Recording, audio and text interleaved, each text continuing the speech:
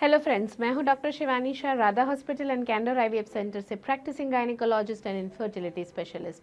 आज हम बात करेंगे कि प्रेगनेंसी के दरमियान वाकई में क्या व्रत रखने के कोई फ़ायदा है, क्यों अक्सर डॉक्टर्स व्रत रखने के लिए मना करते हैं और व्रत का प्रेगनेंसी पे क्या इफ़ेक्ट होता है। इसके साथ साथ हम जानेंगे कि किन कंडीशंस में हमें बिल्कुल व्रत नहीं रखना है और अगर हमें व्रत रखना पड़े, उपवास रखना पड़े, तो हम अपने उपवास को कैसे मॉडिफाई कर सकते हैं। सबसे पहले हम जानेंगे, हम किसी भी प्रकार का फास्टिंग, उपवास यानी व्रत रखते हैं, चाहे वो हिंदू हो, मुस्लिम हो, जैन हो, बौद्ध हो या और किसी भी ज्ञाति के, उपवास रखे, रोज़ा रखे, पर्युषण रखे या फिर लॉन्ग टर्म, लंबे समय तक का उपवास, यानी सिर्फ एक दिन नहीं, जो 5 दिन, 7 दिन, 14 दिन चलता है, ऐसा कोई उपवास हो, वो हमें वाकई में रखना चाहिए या नहीं। सबसे पहले क्यों प्रेगनेंसी में उपवास को उतना ज़्यादा मोटिवेट नहीं किया जाता है, इसको समझेंगे। जब भी आप फास्टिंग रखते हैं, उपवास का वैसे मीनिंग तो होता है कि ईश्वर के करीब उपवास, पर हमने इसको हमारी भाषा में मीनिंग दिया है भूखा रहना। अब भूखा रहना यानी बहुत सारे कल्चरल ट्रेडिशन में होता है कि आप बिल्कुल कुछ नहीं खा सकते, आप फलाहार भी नहीं ले सकते, फल भी नहीं ले सकते। कुछ ट्रेडिशंस में तो निर्जला यानी पानी तक नहीं पी सकते, ऐसे उपवास रखने को कहा जाता है।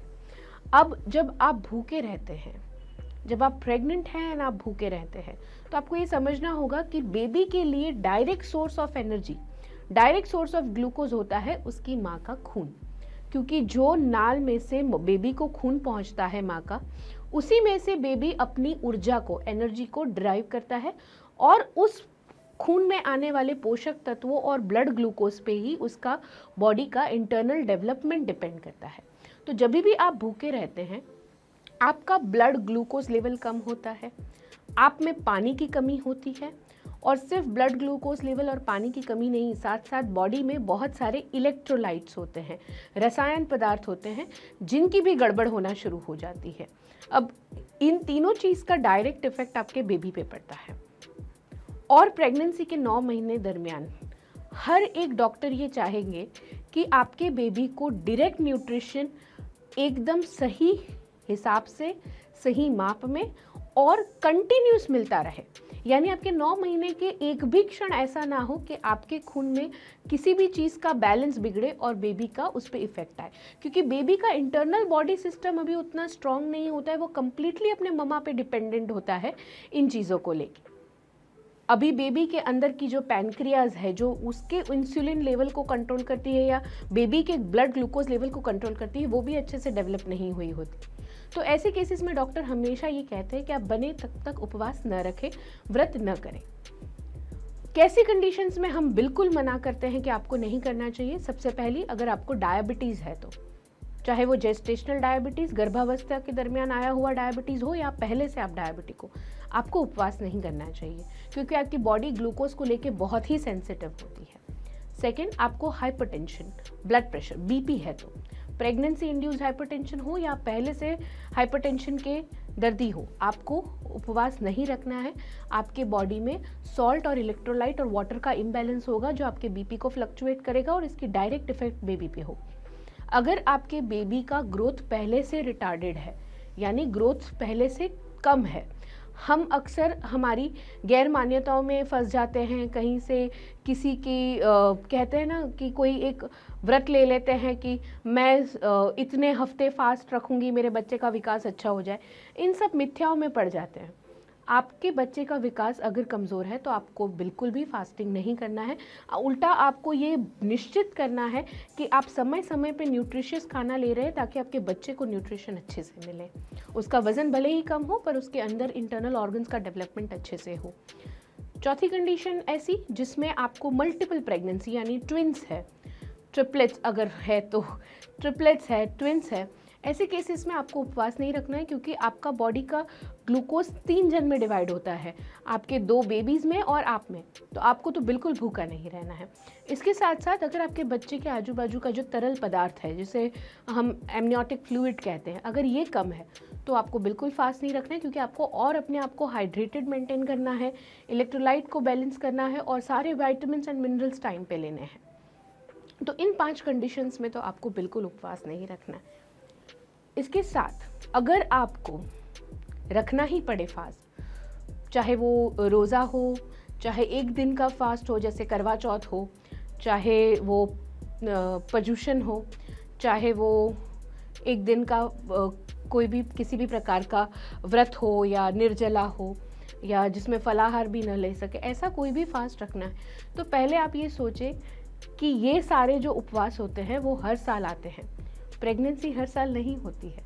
प्रेगनेंसी बहुत ही प्रेशियस कंडीशन होती है अपने लाइफ की, तो उसको लेके सबसे पहले तो डिसीजन ले कि वाकई में क्या आप फास्ट रखना चाहिए या नहीं। और अगर घर में बुजुर्ग है, सबका मन रखने के लिए आप कर भी रहे हैं, तो आप थोड़ी लिबर्टी उसमें रखिए, थोड़ी सी अपने लिए छूट छाट रखें। निर्जला उपवास तो बिल्कुल नहीं करना है, बिना पानी का बिल्कुल नहीं करना है। इसका कारण ये है क्योंकि प्रेगनेंसी के दरमियान ऑलरेडी आपको वॉमिटिंग होना, कब्ज़ होनी, एसिडिटी होनी, ये सब चीज़ें तो रहती ही है, सिर दर्द होना, और अगर आप उपवास रखोगे तो ये सब चीज़ें और बढ़ेगी, चिड़चिड़ापन बढ़ेगा, और ये सब चीज़ें बेबी पे अच्छा इफेक्ट नहीं लाती। हम क्यों इवन 1 घंटे के लिए भी अपने बेबी को इन नेगेटिव इमोशन से गुजरने दें। तो हमें ये निर्जला उपवास तो बिल्कुल नहीं रखना है। इसके साथ साथ अगर आप फास्ट रख रहे हैं तो मेक श्योर कि आप फास्ट में ज़्यादा से ज़्यादा फ्रूट्स को इंक्लूड करें, जो भी सीजनल फ्रूट उस टाइम पे अवेलेबल है उस टाइम पे फ्रूट्स को इंक्लूड करें।